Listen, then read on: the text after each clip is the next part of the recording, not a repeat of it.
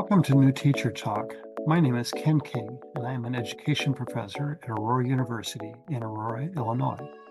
I was observing a teacher candidate during a clinical experience a few years ago. After he shared new content with the members of the class, he instructed the students to give him some learning feedback. Give me a thumbs up if you understand what we just talked about. Immediately, every member of the class confidently held up the thumb to confirm the understanding of the new ideas. Well, the thumbs up assessment might have been a sound way to evaluate how confident a student was about their understanding, but confidence and understanding is not the same thing as mastery of new information. Students often misjudge how much they know about a topic due to several cognitive biases and learning misconceptions. Without deeper probing or formative assessments that require students to demonstrate their knowledge, the teacher risks mistaking perceived confidence for actual understanding, leaving students with a false sense of having mastered the new content. First idea I'd like to share is that there's the illusion of knowledge. Students might believe they understand a concept fully when they only have a superficial understanding. This is often due to overconfidence or encountering information that feels familiar but hasn't been deeply processed or applied. For example, a student might read a chapter on ecosystems and feel confident because they recognize most of the terminology. However, when asked to explain the energy flow in an ecosystem, they struggle because they have not integrated the concepts deeply. Another concern is metacognitive blindness. Many students lack the ability to accurately assess their own learning and understanding. They may not be aware of their knowledge gaps and might confuse familiarity with understanding.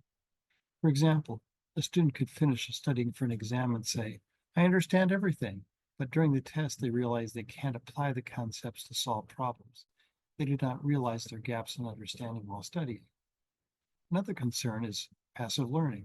Students may rely on passive learning techniques like reading and rereading, which can create an illusion of learning without fostering deep understanding or attention.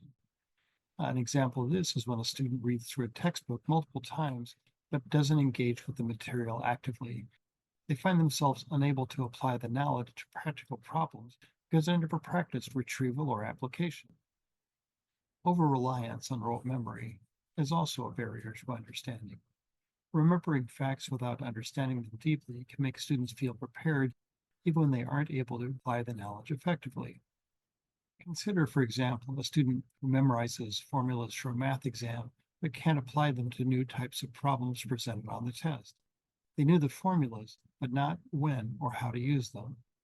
The term confirmation bias might be familiar too. Students tend to seek information that confirms what they already believe or understand and neglect or underestimate information that contradicts their beliefs or reveals gaps. In a history class, a student might focus only on sources that confirm their preconceived opinions about a historical event and ignore evidence to the contrary, leading to a skewed understanding of what took place. The examples I've shared offer reasons why students can have overconfidence in what they know. There are some strategies I'd like to offer that help students confirm their understanding better.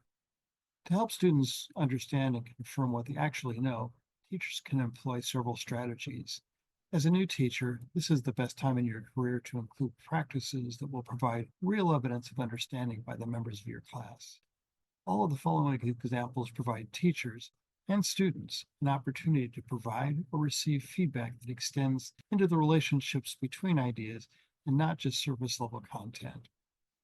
You might consider the use of active learning. This makes use of techniques such as summarizing, questioning, teaching others, and discussing, which require deeper interaction with the material. For example, instead of just reading about photosynthesis, students can work together in groups to create a model or demonstration that represents the process. This deepens their understanding through action. Active learning strategies that include summarizing, questioning, teaching others, and discussing help students better master new content because they require deeper cognitive engagement with the material. The discussions and questions that take place require that they take new ideas and express them in their own words, or develop them through a model that they've created. This increases the opportunity to synthesize ideas and student-generated points of view. Another option is to provide regular feedback to students. When you do this in a timely manner and provide specific feedback to help students, it will correct their misunderstandings and gain insights into what they really do understand. For example, after a writing assignment, a teacher can provide specific feedback on areas that need improvement, along with examples, allowing students to see exactly where their understanding was incorrect. Feedback that identifies strengths and areas for improvement guides students in refining their skills and understanding. It encourages a growth mindset, showing students that improvement is possible with effort and with a strategy. Teaching metacognitive techniques is another strategy that helps. Teach students how to assess their understanding and learning processes through self reflection, self questioning, and self testing strategies.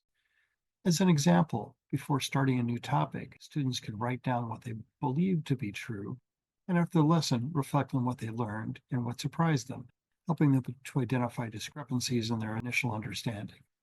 An excellent strategy is making use of formative assessments.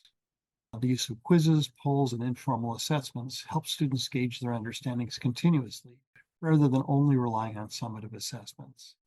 Teachers that use quick, ungraded quizzes after each topic help students self assess what they understand and where they need more practice.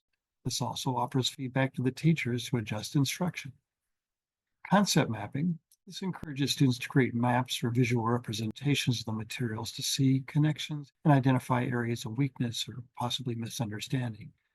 Imagine an example where students create a concept map of the cardiovascular system, which helps them identify information and see relationships between the different parts, revealing misconceptions or gaps in their understanding where they can't connect the ideas well.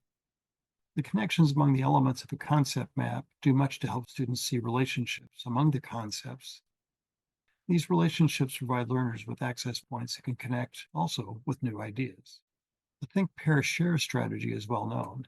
This uses collaborative learning activities where students explain their understanding to peers, which can help uncover their own misconceptions.